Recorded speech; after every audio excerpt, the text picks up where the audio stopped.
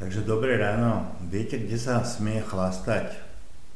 No, chlastať sa smie v parlamente a zrejme sa tam smie byť aj pod vplyvom drog a rôznych návykových látok.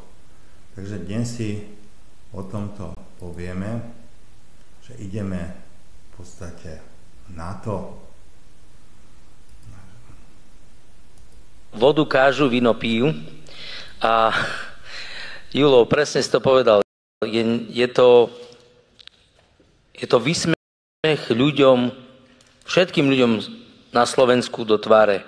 Keď poslanec Národnej rady príde do práce, kde má naozaj schváľovať zákony, ktoré sa týkajú ľudí, Slovenska, a je pod vplyvom alkoholu.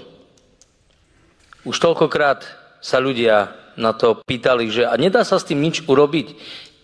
To na vás zákon neplatí, keď som sa s nimi stretával.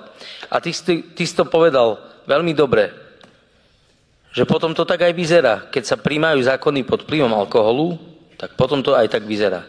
Možno si ten alkohol dávajú preto, aby mohli vôbec stlačiť ten gombík, ktorým vlastne príjmajú všetky tie obľudné zákony, ktoré prijali za 18 mesiacov, odkedy sú tu, ale naozaj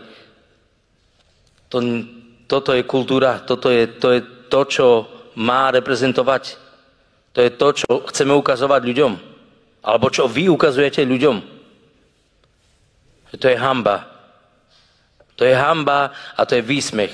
Lebo každý pracujúci človek na Slovensku, keď príde do práce a príde pod vplyvom alkoholu, tak bude znášať určité dôsledky. Buď ho vyhodia, buď ho pokarhajú, stiahnu mu plat, alebo bude mať nejaký postih. Vy nie, vy to robíte naopak. Ľudí, ktorí bojujú čestne, ktorí nie sú opití, tak týchto vyhadzujete zo sály, beriete im platy a presne Ulos to povedal a pomenoval, že voči nášmu hnutiu, voči nášmu klubu toto robia, lebo my im hovoríme pravdu a aj teraz im hovoríme pravdu. Prestaňte piť.